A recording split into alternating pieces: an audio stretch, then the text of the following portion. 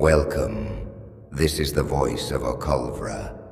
We invite you with us on this journey to another world. So please, close your eyes, take a deep breath, and relax. I've been a wandering man for longer than I care to count. Maybe it started the day the world I knew collapsed into metal and fire. The night a single car accident swallowed my wife and my 2 daughters, like they were nothing more than shadows. I remember the sound, the crunch, the scream, the glass shattering, and the hollow echoing emptiness that came afterward. I quit my job, sold the house, the furniture, even the car that had been a gift from my father. I didn't need anything. Or rather, nothing seemed to matter anymore. I traded the trappings of a life I had lost for a van with peeling paint and a broken coffee maker. It was mine alone, and I could drive wherever I wanted, live however I wanted, and never have to explain myself to anyone. People ask me why I wander, why I live like this at my age. I tell them I'm looking for treasures. The truth is simpler and much sadder. I'm looking for something to care about again, something that can pull me out of the hollow shell I've become. When I was a boy, I read every book about pirates, explorers, and treasure hunters. The idea that there were still secrets in the world, things waiting to be found, made me believe that the universe could surprise you if you just paid attention. I think that's what I'm still chasing, even now. Treasure hunting became my quiet obsession. Not gold bars or jewels, not really. I'm drawn to the adories of things, artifacts that whisper of lives once lived. I walk for hours with a metal detector, headphones on, the faint electronic beeps and the crunch of leaves under my boots, my only companions. Sometimes I talk to myself, quietly, as if the wind might answer, as if the trees might tell me what they've seen. There's a rhythm to it that I find soothing, a meditation of sorts. I've been to beaches in Maine, battlefields in Virginia, old ruins in New Mexico. I've found buttons, coins, the occasional ring. Nothing life-changing, nothing spectacular. But it keeps me going, keeps me moving, keeps me from sinking entirely into the dark thoughts that I've learned to carry like a second skin. I've gotten to the point where I no longer feel the weight of the world or of people's opinions. Some days I'm just a man and his detector and the earth beneath him, walking, searching, pretending that the past still matters and that maybe, just maybe, I can still find something worth holding. I've learned to live with my grief, though it's never gone. It sits with me quietly, like a shadow that stretches longer than my own body. Some nights, I still imagine their voices. I can almost hear my wife scolding the girls for fighting over homework.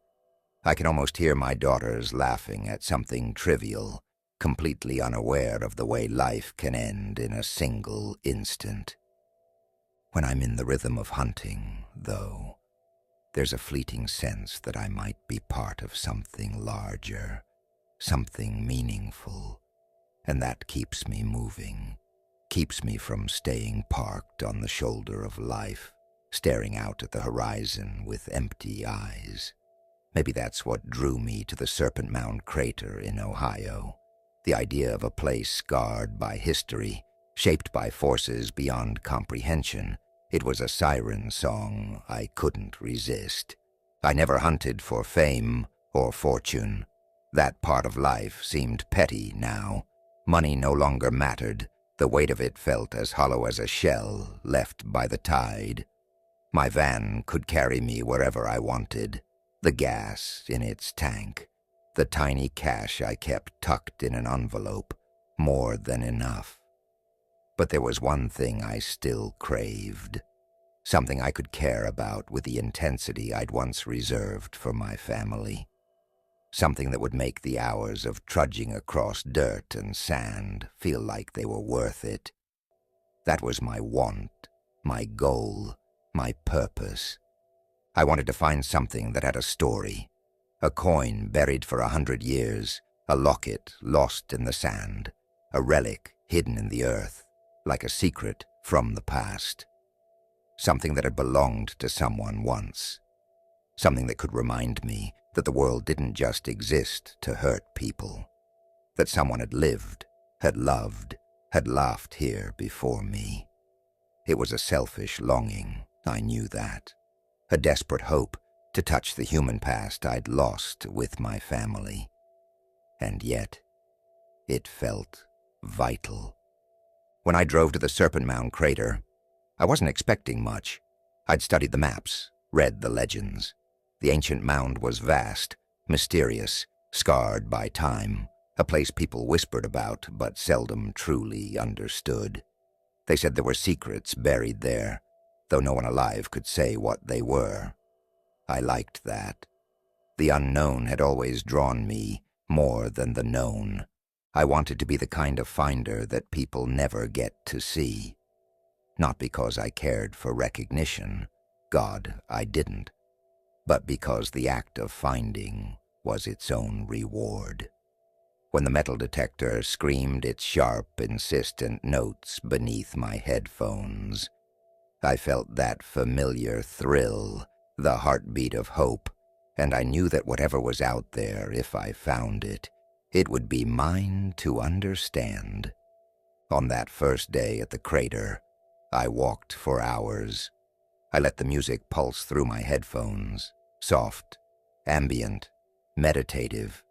The wind carried the faint scent of wet earth, and the sun was soft against my face, the way it always was when the morning was unclaimed by the bustle of other lives. I followed the contours of the land, my detector buzzing occasionally against old iron fragments, coins, nails rusted into the soil. Nothing extraordinary.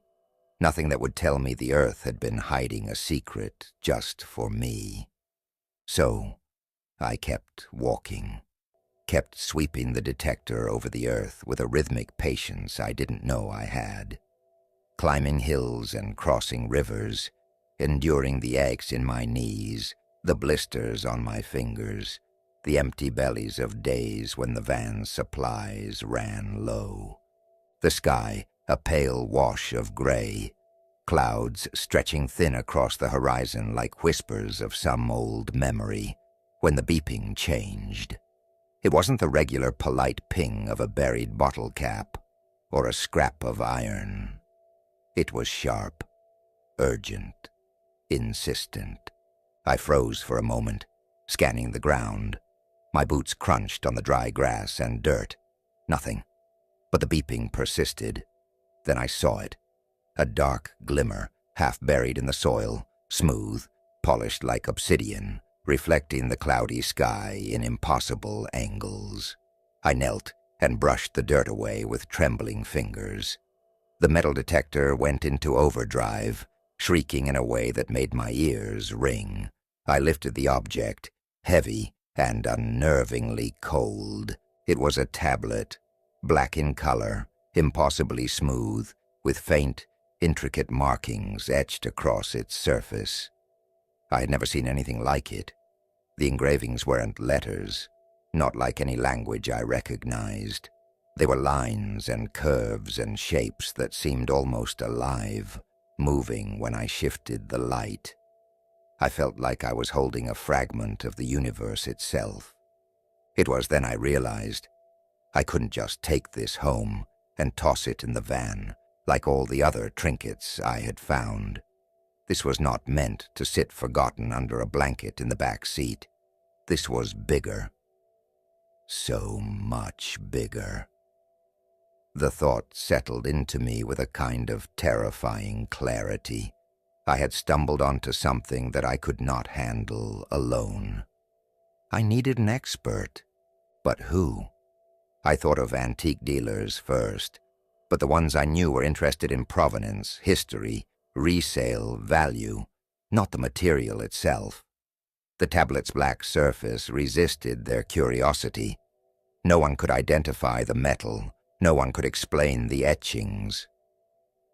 Each referral led me down a labyrinth of polite refusals and nervous glances. That's when Norman Dina's name surfaced in my mind. The antique dealer in that little shop with the dark polished wood, the glass cases, the faint scent of cedar and old paper. Norman had been friendly but elusive when I'd met him months ago. I drove to his store, the tablet wrapped carefully in cloth. "Walter," he said, polishing the corner of a display case. "It's been a while. What brings you here?" His tone was light. I found something," I said, and showed him the tablet. His eyes widened in shock. Norman studied it in silence, his fingers hovering above the surface without touching. "Where did you... I mean, this..." He paused, and his voice dropped. "This isn't from here. Not from this world." I blinked. "Excuse me." He leaned closer, lowering his voice. "I know someone who might help. But this isn't a trinket, Walter. There's a scientist I work with occasionally, Dr. Xavier Oculus, brilliant man, Earth Sciences. If anyone can tell you what you have, it's him." The idea of meeting Dr. Oculus filled me with equal parts hope and dread. Hope because maybe finally someone could explain the tablet. Dread because what if the tablet was dangerous in ways I couldn't imagine? "Tell him I sent you." "But Walter..." He hesitated, his finger tapping on the counter. "Trust your instincts. If he seems off, leave. Don't argue. Leave." I drove away with the paper clutched in my hand. My mind raced with scenarios, each more alarming than the last. What if Dr. Oculus tried to take it from me? What if the tablet wasn't just valuable, but dangerous? That night, I sat in the van under the stars, the tablet wrapped carefully beside me. I imagined walking into the lab of Dr. Oculus, answering questions, watching his eyes when he realized what I had. Would he be fascinated, greedy, terrified? I realized then, who can I trust? How do I protect the artifact long enough to place it in the right hands? Every plan I imagined carried risk. The tablet couldn't remain in the van forever. This was bigger than me, yes, but the artifact was bigger than all of us. And if I hesitated too long, someone else would decide its fate. As the night deepened around me, stars faintly twinkling as if bearing silent witness, I wrapped the tablet tighter, feeling its cold surface through the cloth, and fell asleep. I woke the next morning with a dull ache behind my eyes, the kind that comes from an overactive mind. I made the call to Dr. Oculus, my hands trembling slightly, and left a message explaining who I was and that I had something he might want to examine. By mid-afternoon, I had a response. He gave me an address for his lab. He said, "Come alone, after hours." I agreed, noting the faint unease in his tone.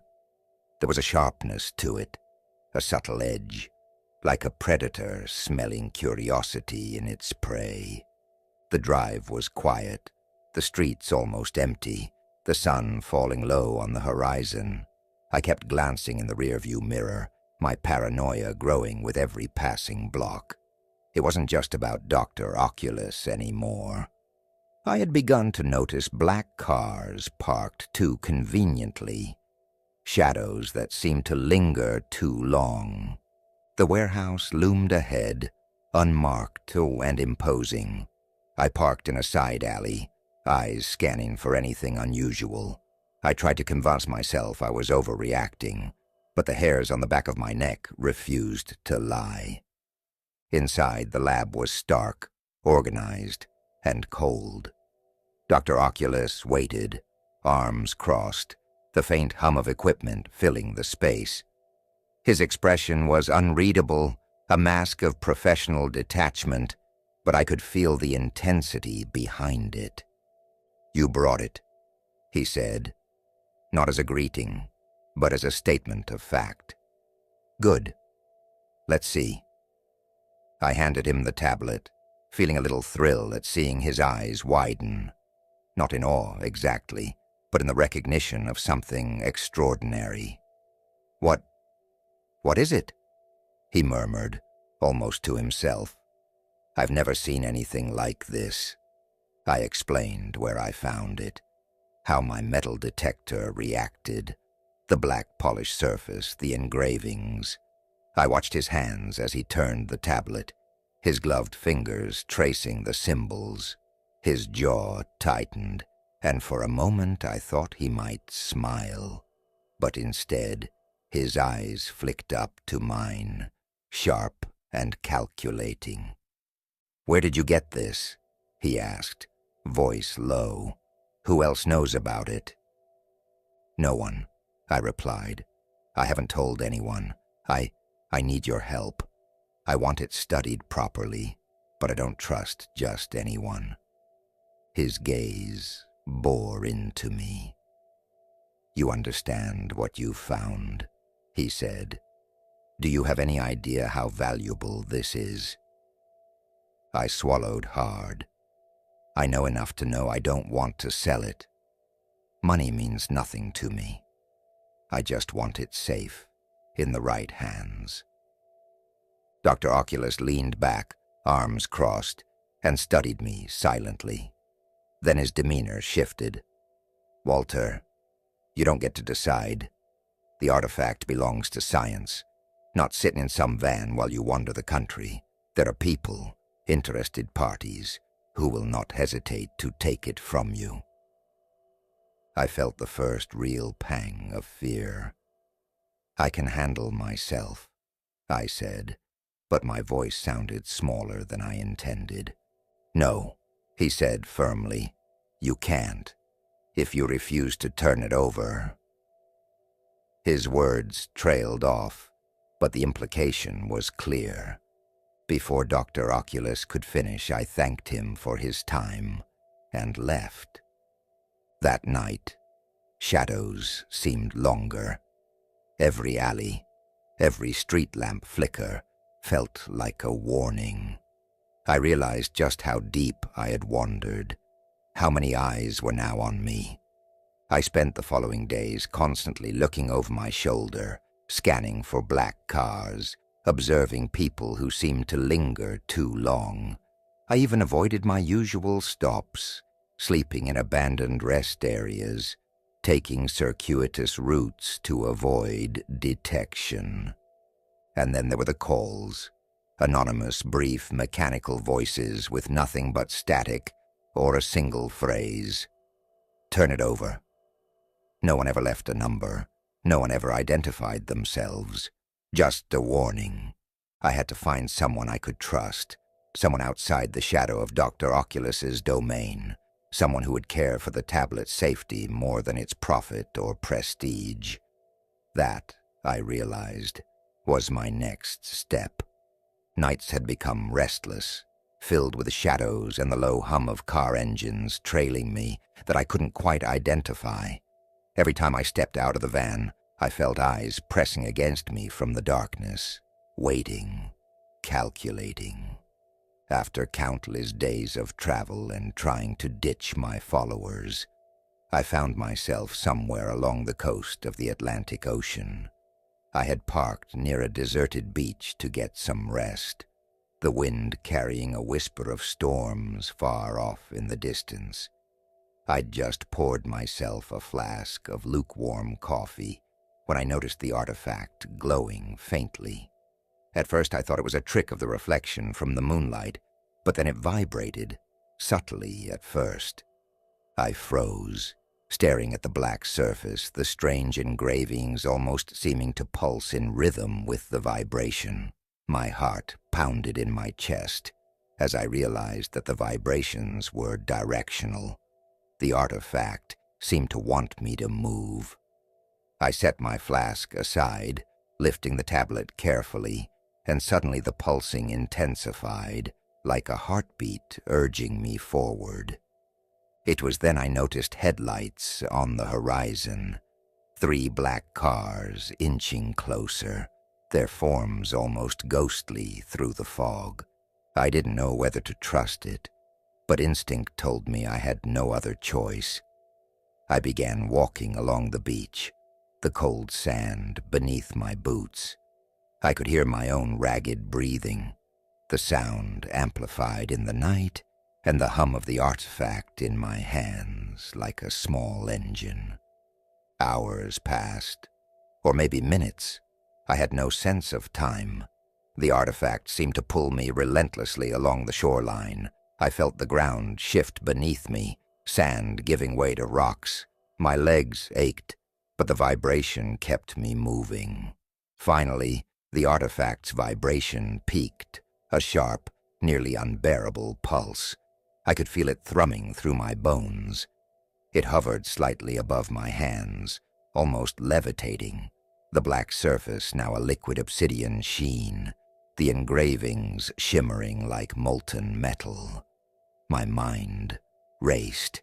What was I supposed to do? Where was it guiding me? Instinctively, I set it down on the water.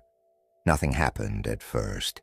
The ocean calm, reflecting the moon like a silver mirror, and then without warning, the artifact lifted effortlessly above the water, floating a few inches, and zipped away across the surface at a speed I couldn't comprehend. The wake it left shimmered briefly in the moonlight, a trail of black lightning across the lake. I stumbled backward, my mouth dry, my heart hammering. From the edge of my vision I saw movement, dozens of black cars, people in suits watching silently, Dr. Oculus standing among them, eyes piercing, anger etched into every line of his face. None of them moved as the artifact disappeared into the darkness, and then just as suddenly, the entire fleet of cars roared to life and vanished down the winding coastal road, leaving me alone with the sound of waves and my own racing thoughts. I sank to my knees on the wet sand, staring at where the artifact had gone. For the first time in decades, I felt an unfamiliar peace. The tablet had taken its journey into its own hands. Whatever intelligence had guided it, it had chosen its path.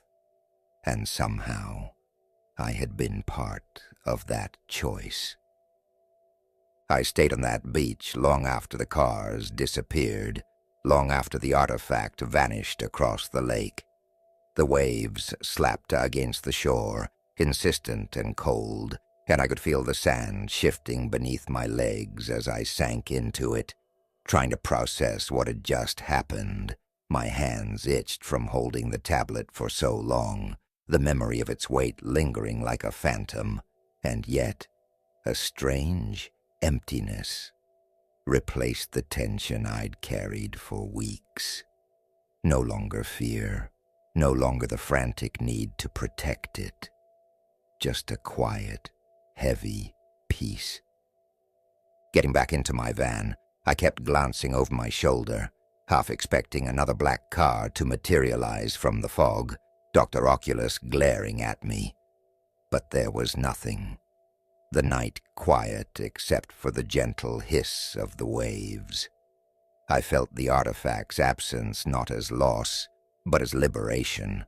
I'd spent so long trying to control it, to find an expert who wouldn't misuse it, and now it had chosen its own destiny. In the days that followed, I kept an eye on the news, expecting that someone would mention a strange discovery on the ocean, or a sighting of a bizarre floating object. But nothing, no scientific breakthroughs, No Dr. Oculus triumphant in the headlines. No mysterious black tablet found by authorities. Just ordinary news. I called Normandina once more, just to hear a familiar voice to talk about antique stores, books, and the simple pleasures that once grounded me. He didn't ask about the artifact, didn't press for details, and in that silence I realized he understood without me having to explain. Sometimes discretion and trust are rarer than any treasure. And as for Dr. Oculus, I know he's still out there, still angry, still convinced that the artifact should have ended up in his hands. I don't care anymore. Whatever cosmic intelligence guided that tablet, it did the right thing. I guess in the end, that's all I wanted. I don't know if the artifact is still out there, zipping through the cosmos, or if it's settled somewhere beyond human reach. I don't need to know. Its story is no longer mine. For the first time in decades, I didn't feel the crushing weight of grief, of obsession, of fear. I felt like a man connected to something higher. This world has many secrets. It is up to us to set them free.